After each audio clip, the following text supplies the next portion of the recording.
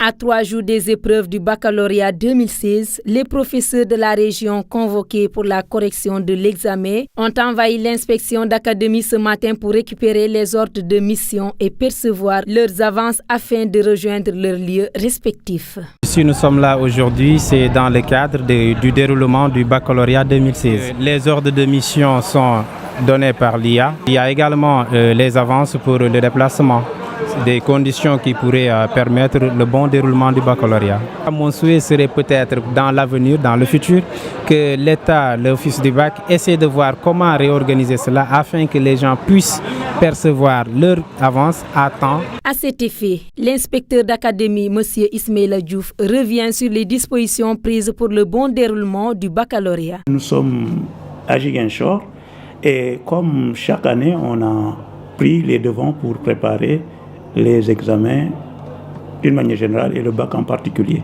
Donc on a déjà pris les mesures pour la sécurisation des centres. Les dispositions ont été prises pour mettre les examinateurs en route. C'est ceux qui vont quitter Ziguinchor pour aller ailleurs. Donc c'est pour mieux sécuriser davantage la correction et mettre les correcteurs mieux à l'aise, les soustraire d'une pression quelconque qu'on a décidé qu'ils corrigent sur place. Cette année, de nouvelles dispositions ont été mises en place pour une meilleure prise en charge de l'examen du baccalauréat 2016. Ainsi, la région dispose de 37 centres, dont 49 jurys avec 15 823 candidats qui devront affronter les épreuves fatidiques de la présente section du baccalauréat. Véritable ferveur populaire. La fête laisse toujours des traces à Ziguinchor. La ville porte chaque fois les stigmates de ces événements religieux. Un tour dans la ville permet de constater l'impact de la Korité sur l'image de Ziguinchor. Des ordures et des tas d'immondices meublent le décor. La situation est beaucoup plus perceptible au marché Saint-Maur, complètement défiguré par les quelques jours de pression humaine qui ont précédé la Korité. D'où l'indignation d'une population contrainte à la cohabitation avec la saleté. Aussi bien la mairie que les commerçants ont une responsabilité dans ça. La mairie d'abord, parce que si j'en avais installé des poubelles ou mettre des ordures, on n'en serait pas là aujourd'hui. Et les commerçants aussi, parce qu'ils jettent un peu comme ils veulent les ordures. Effectivement, c'était la fête. Mais après la fête, il serait bon quand même qu'on essaie de nettoyer le marché. Aussi bien les pouvoirs publics, mais aussi les citoyens ont aussi le devoir de respecter la voie. Ce n'est pas un dépotoir. Bon, peut-être qu'il n'y a pas de dépotoir, j'en sais rien. Mais toujours est-il que, même s'il n'y a pas de dépotoir, il faudrait que les gens essaient, avec un peu de civisme aussi, éviter de déverser là où les personnes doivent passer, où les véhicules doivent passer. En ce moment-là, bon, c'est la santé publique qui est en jeu. C'est pour cela que aussi nous dénonçons aussi bien par rapport à la commune que par rapport aux populations, les usagers du marché. 2 jours après la Korité, Ziguinchor attend toujours d'être débarrassé de ses ordures. Pour cela, les autorités municipales sont interpellées par les populations qui dégagent toute responsabilité dans cette situation qui provoque une véritable pollution visuelle notamment. Nous avons des problèmes par rapport aux ordures. Ces problèmes proviennent particulièrement des cohabitants du marché. Chaque fois qu'il y a un mouvement et qu'ils sentent qu'il y a beaucoup de déchets, ils profitent la nuit pour venir déverser les ordures ménagères, les ordures de leur maison aux différentes portes du marché. Le marché comporte 7 portes.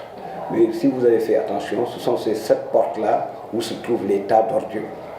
Et les populations qui viennent là nuitamment, parce que les gardiens la nuit sont à l'intérieur, les populations viennent verser leurs ordures sur la route. Augmenter aux ordures, aux différents sachets que les commerçants utilisent, parce que quand ils vendent à leurs clients, donc il y a des sachets qu'ils enlèvent. Ces sachets-là, cumulés aux ordures que les habitants, ceux qui habitent aux alentours du marché versent au niveau des routes, nous augmentent le volume enlever. Et si vous avez fait attention, il y a un camion actuellement qui est en train de faire le tour pour ramasser ces ordures-là. Mais nous profitons d'ailleurs de votre micro pour demander vraiment aux populations un peu de civisme. Surtout que les camions font le tour pour ramasser des ordures. Mais ce n'est pas en se pressant, en versant dans la rue pour faire mal qu'on peut développer ces choix. Ça, il y va de la conscience individuelle de tout un chacun. Aux États-Unis, au moins 4 policiers ont été abattus ce jeudi soir à Dallas en marge d'un rassemblement organisé pour dénoncer les violences policières. 7 autres policiers ont été blessés, tout comme un civil.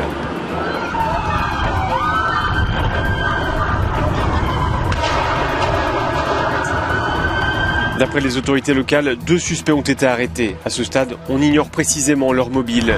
La police dit craindre que des bombes aient été placées. C'est en tout cas ce qu'aurait affirmé un des suspects aux enquêteurs. Les tireurs étaient apparemment placés en hauteur et ont ainsi visé les forces de l'ordre qui encadraient la manifestation. Conséquence immédiate, les responsables de l'aviation civile ont décidé de restreindre les vols au-dessus de la ville de Dallas. Seuls les vols de secours sont autorisés pour le moment. Ce rassemblement à Dallas était organisé pour protester après la mort de 2 hommes noirs abattus par la police ces derniers jours. Plusieurs manifestations similaires avaient lieu dans tout le pays.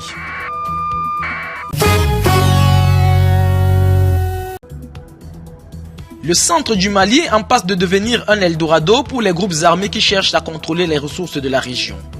Alors que l'attention de la communauté internationale est toujours monopolisée par la situation dans le nord du pays, la région méridionale est confrontée à une insécurité persistante, animée par des groupes qui multiplient le vol de bétail et des exactions sur les populations.